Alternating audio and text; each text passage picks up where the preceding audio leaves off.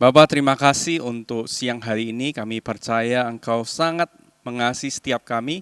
Oleh karena itu, wahyukan kebenaran-Mu di dalam hati kami, supaya mata hati kami bisa melihat kebenaran yang Engkau ingin nyatakan di dalam kehidupan kami, dan biarlah kayak kebenaran ini boleh mengubahkan setiap kami. Di dalam nama Tuhan Yesus Kristus. Haleluya. Amin. Halo Youth Impactor semua. Saya senang sekali kita bisa bertemu dalam kesempatan yang sangat indah. Di kesempatan kali ini saya ingin tanya kepada teman-teman, berapa banyak dari teman-teman yang suka main game? Yap, tentu kalau kalian main game, tentu saya percaya kalian ingin menang. Ya, saya juga begitu. Saya pada waktu itu, beberapa waktu yang lalu, mungkin teman-teman pernah tahu namanya game di dalam namanya Nintendo. Nama gamenya adalah Punch Out. Nah, bagi teman-teman yang nggak tahu apa itu Nintendo, Nintendo itu adalah game konsol yang ada sebelum hal-hal yang kita kenal seperti PlayStation atau game box yang sekarang populer. Pada saat itu yang populer adalah Nintendo dan Sega. Nah, di dalam satu game ini namanya Punch Out ini, permainannya adalah pertandingan tinju, di mana kita memasuki dari ronde ke ronde melawan musuh-musuh yang makin lama makin berat. Dan akhirnya musuh akhirnya adalah kita harus menghadapi yang namanya petinju yang bernama Mike Tyson. Nah, biasanya game ini sangat sulit. Namun karena kita begitu penasaran untuk menang, pada zaman itu kita mengenal yang namanya cheat code atau kode-kode rahasia yang kita biasanya dapatkan di majalah-majalah permainan. Nah, begitu kita masukkan cheat codes tadi, kita mendadak menjadi hebat sekali. Hal-hal yang tadinya kita nggak bisa menang lewat cheat code yang disampaikan oleh majalah-majalah tersebut, kita mengerti bagaimana caranya main. Dan akhirnya kita bisa menang sampai akhir. Nah, bayangkan teman-teman kalau apakah kira-kira dalam kehidupan ada nggak ya cheat code seperti itu? Di mana kita bisa memainkan kehidupan ini dan kita bisa keluar sebagai pemenang di setiap waktu. Kalau teman-teman renungkan, Tuhan Yesus adalah contoh yang sangat baik di dalam kehidupan. Dia sangat muda, tetapi dia menyelesaikan misi yang diberikan oleh Bapa di surga dalam kehidupannya. Bayangkan dalam 3,5 tahun, dia berhasil menyelesaikan setiap misi yang Bapa berikan dengan sangat sempurna. Wah, bukankah itu suatu kehidupan yang luar biasa? Ada begitu banyak orang, mungkin yang sudah berumur, kalau saya tanya, apakah kamu sudah siap untuk pulang ke rumah Bapak? Jawabannya belum. Belum dong pastor, kan pekerjaan saya belum selesai. Jadi sepertinya mau umur 40 tahun, umur 50 tahun, kok gak selesai-selesai ya? Sedangkan Tuhan Yesus saja bisa menyelesaikan dalam waktu 33 tahun lebih. Nah, pagi hari ini saya ingin kita membaca dalam satu perikop di dalam Yohanes pasal yang ketiga, ayat yang 1 sampai yang ke-6. Ini adalah sebuah pembicaraan, percakapan dengan seorang yang bernama Nikodemus. Mari kita simak sama-sama. Ayat 1 dikatakan adalah seorang Farisi yang bernama Nikodemus, seorang pemimpin agama Yahudi. Dia adalah seorang yang sangat-sangat berpengaruh di zaman itu. Ia datang pada waktu malam kepada Yesus dan berkata, "Rabi, kami tahu bahwa engkau datang sebagai guru yang diutus Allah, sebab tidak ada seorang pun yang dapat mengadakan tanda-tanda yang engkau adakan itu jika Allah tidak menyertainya." Menarik sekali, Nikodemus dikatakan datang di malam hari. Mungkin karena pada zaman itu sebagian besar orang Farisi, tokoh-tokoh berpengaruh orang Yahudi itu mereka nggak suka dengan Yesus. Tapi Nikodemus dia mengakui bahwa apa yang Yesus lakukan dalam pelayanannya sungguh-sungguh mencengangkan, sungguh-sungguh luar biasa. Ada tanda-tanda mujizat yang begitu hebat, pengajaran-pengajaran yang begitu berkuasa, sehingga mau tidak mau dia bertanya, "Guru, apa sih yang jadi rahasia dalam kehidupanmu?" Ibarat yang tadi kita barusan bicarakan, ibarat dia menanyakan, "Tuhan Yesus, apa sih cheat code-nya, apa sih kode rahasianya supaya bisa terus menang di dalam kehidupan?" Kurang lebih seperti itu.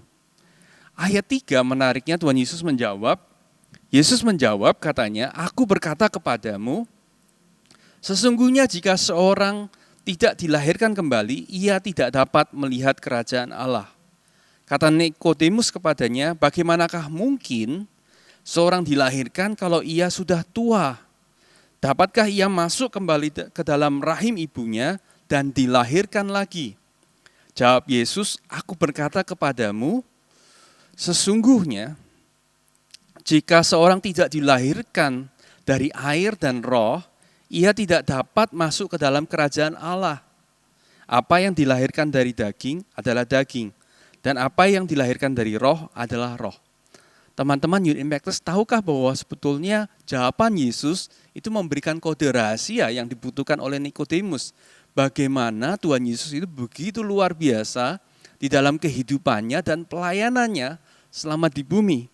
Dia sudah memberikan jawabannya adalah jika seorang itu tidak dilahirkan kembali, dia tidak bisa masuk, tidak bisa melihat, dan kemudian tidak dapat masuk dalam kerajaan Allah. Ini kuncinya, ini rahasianya. Rahasianya adalah namanya born again atau dilahirkan kembali. Nah, apa itu dilahirkan kembali? Dilahirkan kembali adalah pada saat roh kita ini dihidupkan kembali. Kita bisa terkoneksi dengan Tuhan. Kita belajar bahwa kita ini terdiri dari roh, jiwa, dan tubuh. Jiwa ini terdiri dari pikiran, perasaan, dan kehendak yang membuat keputusan-keputusan di dalam kehidupan kita. Pada saat kita belum lahir baru, jiwa kita itu sepenuhnya hanya diperintah oleh tubuh jasmani kita atau oleh namanya kedagingan kita. Tetapi pada waktu kita lahir baru, roh kita ini dihidupkan dan kemudian jiwa kita mempunyai koneksi kepada roh selain kepada daging atau tubuh jasmani kita. Artinya keputusan-keputusan yang kita buat setelah kita lahir baru tidak serta-merta ditentukan oleh apa yang tubuh kita rasakan, apa yang tubuh kita pikirkan, yang terjadi pada tubuh kita. Tetapi seharusnya didominasi oleh apa yang roh Tuhan katakan di dalam kehidupan kita. Oleh karena itu kalau kita lihat di dalam janji firman Tuhan, di dalam Yeskiel pasal yang ke-36, ayat yang ke-26 sampai ayat yang 27, kita akan mendapati bahwa Tuhan itu sudah menjanjikan ada semacam kehidupan roh yang memimpin kehidupan kita sehari-hari, keputusan kita sehari-hari.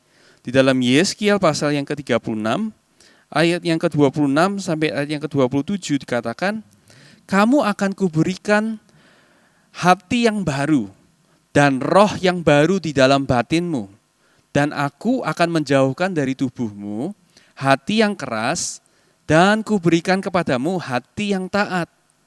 Rohku akan kuberikan diam dalam batinmu dan aku akan membuat kamu hidup menurut segala ketetapanku dan tetap berpegang pada peraturan-peraturanku dan melakukannya. Wow, luar biasa ya. Bukankah kecenderungan kita sebelum kita terima Tuhan, sebelum kita dilahirkan kembali, kecenderungan kita adalah perbuatan-perbuatan daging atau perbuatan-perbuatan yang menyenangkan hawa nafsu kita. Tetapi pada waktu Tuhan memberikan rohnya di dalam hati kita jadi terhubung. Ibarat tadi gambar yang tadi saya tunjukkan, roh, jiwa, dan tubuh. Jiwa kita sekarang bisa terkoneksi kepada roh. Sehingga kita tidak selalu mengikuti keinginan daging. Nah, enggak heran kan mungkin teman-teman Youth Impactors yang pernah mengalami namanya born again atau dilahirkan kembali, Anda tiba-tiba setelah dilahirkan kembali, Anda punya kerinduan untuk berdoa. Anda punya kerinduan untuk baca firman, untuk mengerti apa yang Tuhan kehendaki. Dan Anda pada waktu berdoa bukan hanya sekedar menyampaikan permintaan, tetapi Anda ingin supaya Tuhan itu berbicara kepada Anda, kepada setiap kita. Jadi pertanyaannya adalah pada waktu kita sudah dilahirkan kembali, jiwa kita seperti di gambar ini terhubung ke roh dan terhubung ke daging kita. Pertanyaannya adalah kita memutuskan untuk lebih terhubung dengan roh kita atau kita membiarkan daging itu untuk lebih menguasai jiwa kita atau pengambilan keputusan kita. Oleh karena itu, sangat-sangat penting untuk kita terus membangun kehidupan rohani kita, terus pada waktu kita rindu untuk membaca firman Tuhan, kita melakukannya, untuk berdoa setiap waktu, supaya keputusan-keputusan kita adalah keputusan-keputusan yang didorong oleh roh Tuhan melalui firman-Nya. Beberapa contoh misalnya, pada waktu teman-teman dijahatin sama teman di sekolah, Anda digosipin, difitnah sesuatu yang tidak baik.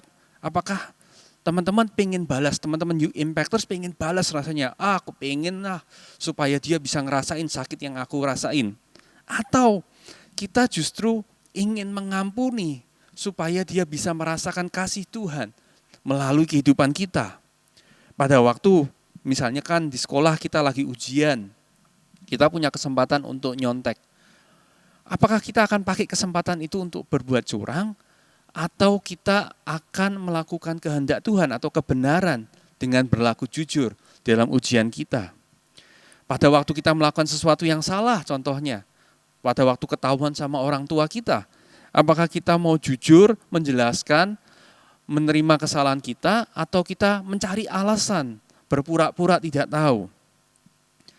Contoh yang sederhana lagi, pada waktu kita sedang selesai sekolah misalkan, kita lagi mager nih, males gerak ya. Kita pengen kita bisa scroll seharian, liatin media sosial, kita lihat YouTube, kita lihat hal-hal yang menyenangkan kita, atau kita ngambil waktu untuk mendengarkan dorongan di dalam roh kita, untuk membaca Alkitab, untuk berdoa. Oleh karena itu, saya percaya banget pada waktu kita menerima Tuhan Yesus sebagai Tuhan dan Juru Selamat, kita mempunyai yang namanya kecerdasan spiritual. Apa sih kecerdasan spiritual itu? Kecerdasan spiritual itu bukan seperti IQ yang mengukur tingkat logika kita, pemahaman kita dalam memecahkan masalah. Tapi spiritual quotient atau kecerdasan spiritual itu adalah kecerdasan atau pemahaman yang dikuasai oleh roh Tuhan untuk melakukan kehendak-Nya melalui tubuh jasmani kita. Oleh karena itu, kita harus mengerti bahwa yang namanya kecerdasan spiritual ini hanya bisa bertumbuh oleh pengenalan kita akan Tuhan. Di dalam 2 Petrus 1 ayat 3, 2 Petrus 1 ayat 3 dikatakan seperti ini, karena kuasa ilahinya telah menganugerahkan kepada kita segala sesuatu yang berguna untuk hidup yang saleh, oleh pengenalan kita akan Dia yang telah memanggil kita oleh kuasa-Nya yang mulia dan ajaib. Jadi di sini dikatakan Tuhan telah menganugerahkan. Tahukah pada waktu di dalam Yeskiel dikatakan bahwa Tuhan itu akan memberikan roh yang baru supaya kita bisa menurut, bisa melakukan hal-hal yang benar di dalam kehidupan kita. Ini sudah digenapi di dalam Tuhan Yesus. Pada waktu Roh Kudus dicurahkan atas kehidupan kita, kita ini sudah menerima segala sesuatu yang berguna, yang kita perlukan untuk hidup yang saleh. Hidup yang saleh itu artinya hidup sesuai standarnya Tuhan, atau hidup yang serupa dengan hidupnya Tuhan Yesus.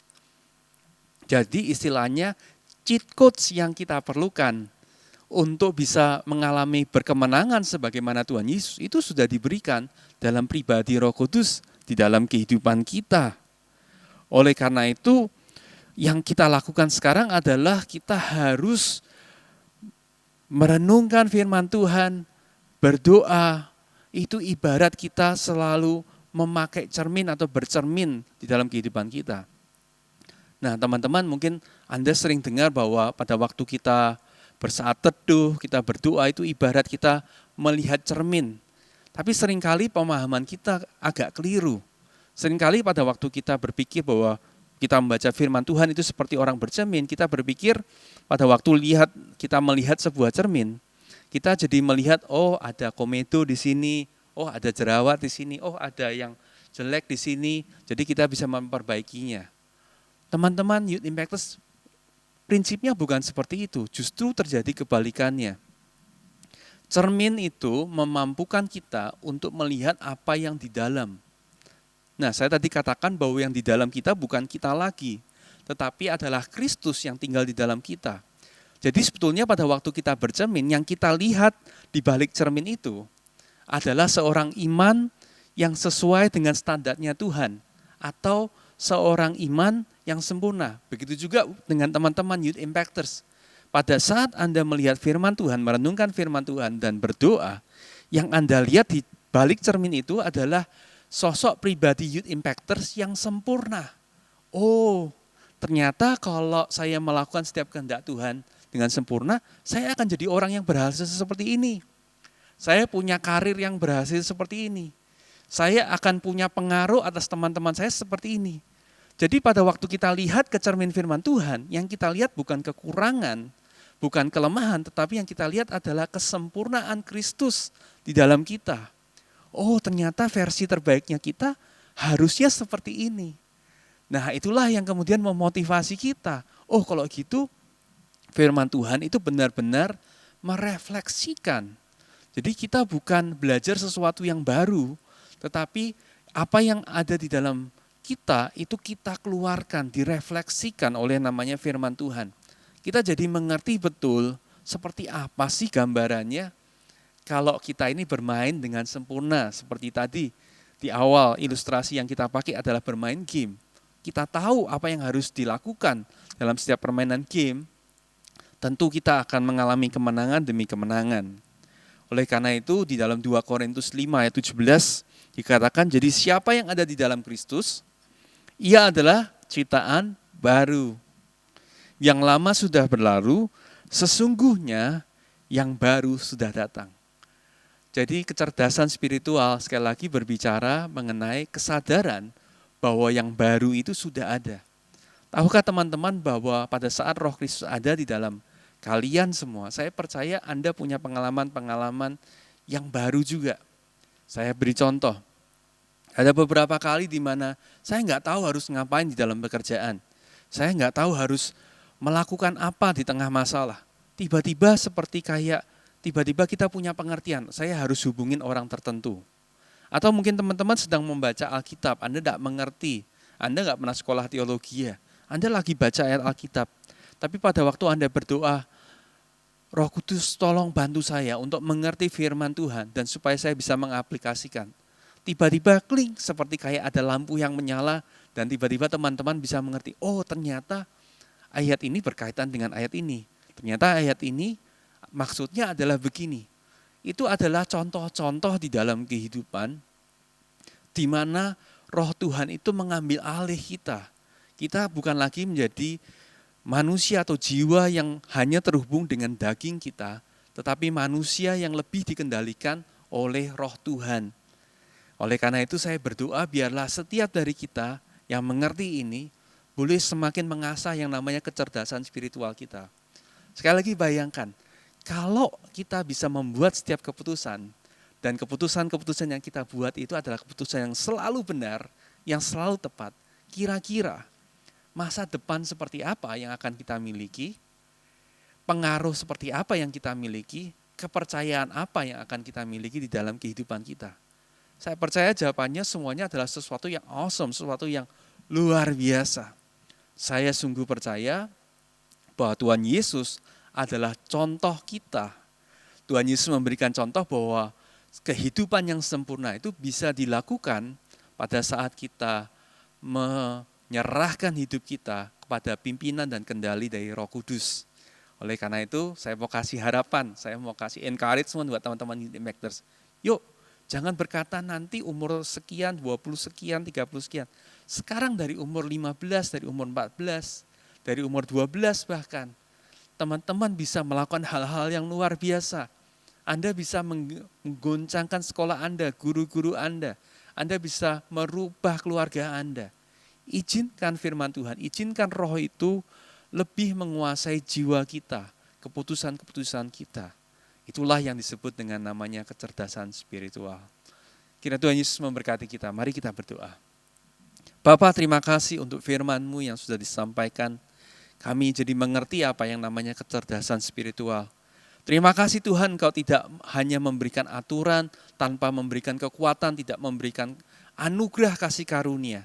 Kami percaya Tuhan, kami sudah diperlengkapi oleh pribadi Roh Kudus. Kami tahu kami bisa mendengar suara-Mu, kami tahu kami bisa mengerti tuntunan-Mu dalam kehidupan kami.